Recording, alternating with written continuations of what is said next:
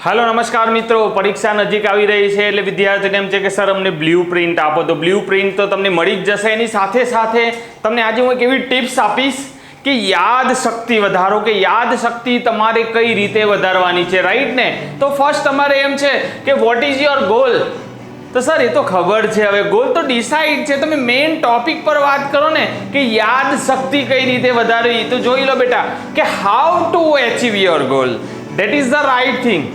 એટલે કે goal achieve કરવા માટે શું કરવું જોઈએ એ ઇમ્પોર્ટન્ટ છે, અને એ કરવા માટે તમને ખબર છે કે સર યાદ શક્તિ કઈ રીતે વધારવી, ખાસ ઇમ્પોર્ટન્ટ છે બેટા। આજે હું એક ટિપ્સ આપીને જઈશ, એને ફોલો કરજો, રિયલી તમારામાં ઇમ્પ્રુવમેન્ટ આવશે અને 100% આવશે, રાઈટ ને। ઓકે, એના માટે શું કરવું, ચલો એના માટે ખાસ તમારે યાદ રાખવાનું છે કે એક રૂટીન લાઈફ છે બેટા। હંમેશા કોઈ આદત હોય છે, દરેક વસ્તુની એક આદત હોય છે।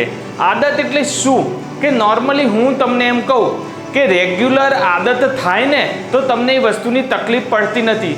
તમે ગામડે જાઓ, કોઈ દિવસ ખેતી કરો તો તમને તકલીફ પડે, પણ જો તમારા માતા પિતા હશે રેગ્યુલર ખેતી કરતા હશે, એમને કોઈ તકલીફ નહીં પડે। એ શું છે, એમની આદત છે। તો હવે આમાં પણ તમારે કોઈ એવી આદત વિકસાવવી જોઈએ કે જેના કારણે તમારી યાદ શક્તિ વધે। તો યસ, વિકસાવી શકો છો। એના માટે તમારે ફક્ત 30 દિવસ, એક જ મહિનો હું કહું એ વસ્તુ ફોલો કરવાની છે। શું ફોલો કરવાનું છે? 30 દિવસ માટે તમારે રોજ રાત્રે સૂતા પહેલા 30 મિનિટ આપવાની છે, રોજ 30 મિનિટ। શું કરવાનું? રાત્રે સૂતા પહેલા તમે સુવો ત્યારે આમ આરામ કરતા હોય ને એટલે આખો દિવસ તમારે વિચારવાનું કે સવારે ઉઠ્યો, પછી મેં બ્રશ કર્યો, એમાં કોલગેટ હતી, હા રાઈટ, યા પછી બીજું શું હતું, રાઈટ છે, પછી હું સ્કૂલ ગયો, પછી સ્કૂલ માટે મેં શૂઝ કયા પહેર્યા હતા, મેં યુનિફોર્મ કર્યો હતો, સ્કૂલમાં પહેલું લેક્ચર કોનું હતું, સરે કયા ટોપિક ભણાવ્યા હતા, બીજું લેક્ચર કોનું હતું, કયા ટોપિક ભણાવ્યા હતા, એ બધું જ યાદ રાખવાનો ટ્રાય કરવાના। ઓકે, તો તમને શરૂઆતમાં તકલીફ પડશે કે સાલું યાદ નહીં આવે કે પહેલું લેક્ચરમાં સરે શું ભણાવ્યું હતું, but you have to make it clear કે યાદ રાખવાનો ટ્રાય કરવાનો કે સાંજે જઈને તમારે યાદ રાખવાનું છે, રાઈટ ને। તો રાત્રે સૂતા પહેલા આખા દિવસની દિનચર્યા 30 મિનિટ માટે યાદ કરવાની છે, અને ડિટેલમાં। કઈ રીતે? ડિટેલમાં। જો તમે આદત પાડી દેશો તો તમારું માઇન્ડ છે ઓટોમેટિક ડેવલપ થઈ જશે કે દરેક વસ્તુ યાદ રાખવા માટે, અને તમારું માઇન્ડ ફોટોકોપી કેપ્ચર કરતું હોય ને એ રીતનું થઈ જશે કે પછી તમે જ્યારે તૈયારી કરશો ત્યારે આંખ બંધ કરશો એટલે યાદ આવશે, અચ્છા પહેલું ચેપ્ટર આ, એનો પોઈન્ટ નંબર 1 આ, 2 આ, 3 આ, ક્વેશ્ચનનો આન્સર આ। એ ક્યારે ક્રિએટ થશે કે જ્યારે માઇન્ડને પ્રેક્ટિસ હશે। ક્લિયર બેટા? બસ 30 દિવસ ફોલો કરો, ફરક ના પડે ને તો મને કહેજો, બટ હા ડિટેલમાં પહેલું લેક્ચર ફિઝિક્સનું હતું, પછી બીજું કેમિસ્ટ્રીનું હતું, એમ નહીં ચાલે। ફિઝિક્સમાં સરે કયા ટોપિક ચલાયા, કયા સબ ટોપિક ચલાયા, બધું યાદ રાખવાનું। 100% ફરક પડશે બેટા, 100% ફરક પડશે, રાઈટ ને। ઓકે, ચલો હવે આપણે જોવાની છે blueprint. Okay, 11th science physics. ચલો બેટા, તો અહીંયા તમે ખાસ જોઈ શકો છો કે તમારું પ્રશ્નપત્ર આવશે, કેટલા ગુણનું આવશે? 50 ગુણનું આવશે। એની અંદર હેતુલક્ષી પ્રશ્નો આવશે, એ 10 ગુણના આવશે। ટૂંકા જવાબો એ 12 માર્ક્સના હશે। ઓકે, પછી એનાથી થોડાક મોટા હશે 18 માર્ક્સના, અને એનાથી મોટા હશે એ 10 માર્ક્સના છે।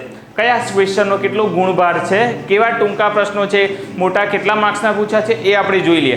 નોર્મલી અહીંયા તમે જુઓ કે 10 તો એવા 10 ક્વેશ્ચન હશે 1 માર્ક્સના। ઓકે, અહીંયા 6 દુ 12 એટલે 6 ક્વેશ્ચન છે ઇન્ટુ 2, તો 2 ગુણવાળા કેટલા ક્વેશ્ચન હશે? 6। એ રીતે અહીંયા 6 તો આપેલા છે ને ગુણ કેટલા છે, તો 3 ગુણભારવાળા કેટલા ક્વેશ્ચન હશે? 6। અને અહીંયા 2 ક્વેશ્ચન છે અને 5 ગુણભારવાળા કેટલા ક્વેશ્ચન હશે? 2। તો ટોટલ આ રીતે તમારા 50 માર્ક્સનું ક્વેશ્ચન રેડી થશે। અને કયા ચેપ્ટરમાં કેટલા માર્ક્સનું પૂછાશે? તો અહીંયા જો બેટા ફર્સ્ટ ચેપ્ટર એકમ અને માપન, એમાંથી 5 માર્ક્સ, બીજું છે એમાંથી 7, ત્રીજામાંથી 7, ચોથામાંથી 6, એટલે કે પહેલા 4 થઈને 1 યુનિટ, 25 માર્ક્સનો 1 યુનિટ થશે, રાઈટ। અને પાંચમામાંથી 6, અને કણોનું તંત્ર અને ચાક ગતિ ખાસ 12 માર્ક્સનું ચેપ્ટર છે. કેટલા? 12 માર્ક્સનું ચેપ્ટર છે. ઓકે. અને પછી ગુરુત્વાકર્ષણ હશે 8, એટલે કે બીજા 3 યુનિટ થઈને કેટલા માર્ક્સનું હશે? 25 ગુણનું. તો ટોટલ તમારા થઈ જશે 50 ગુણ. રાઈટ ને બેટા? ઓકે. તો આ પ્રકરણ દીઠ ગુણભાર પણ મેં કહી દીધું.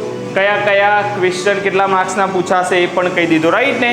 કે આપણે જે 1 માર્કર છે એમાં હેતુલક્ષી હશે પ્રશ્નો, ખાલી જગ્યા હશે, ખરા ખોટા હશે, તફાવત હશે, બહુવિકલ્પી હશે, પારિમાણિક સૂત્રો હશે, નિયમ હશે, કથન હશે, વ્યાખ્યા હશે. ઓકે.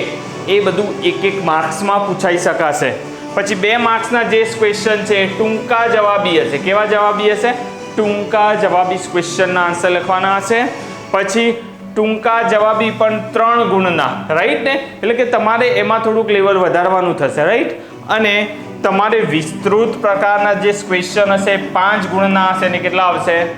2 ક્વેશ્ચન આવશે. રાઈટ ને?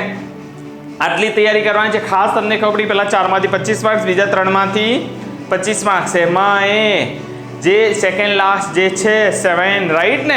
આ ખાસ કણોનું તંત્ર અને ચાક ગતિ 12 માર્ક્સનું પૂછવાનું છે. ઓકે બેટા? તો બધા તૈયારી કરી દેજો. અને મેં જે તમને પેટર્ન આપેલી છે ફોલો કરજો. 100% તમારી યાદશક્તિ વધી જશે, ગેરંટી સાથે કહું છું. રાઈટ ને બેટા? ચલો, એબીસી ક્લાસીસ તરફથી ડૉક્ટર વિશાલ પટેલ તમારું સ્વાગત કરું છું. અહીંયા અમે ઓનલાઈનની તૈયારી કરાવીએ છીએ. તમને ઓનલાઈનમાં નીટ, GEE બધાની જ તૈયારી થશે, તો તમે ઓનલાઈન માટે જોડાઈ શકો છો. કોઈ બાળકની ઈચ્છા છે કે સર મારે ઓફલાઈનમાં જોડાવું છે, તો ગાંધીનગરમાં સેક્ટર 24માં તમે આવી શકો છો.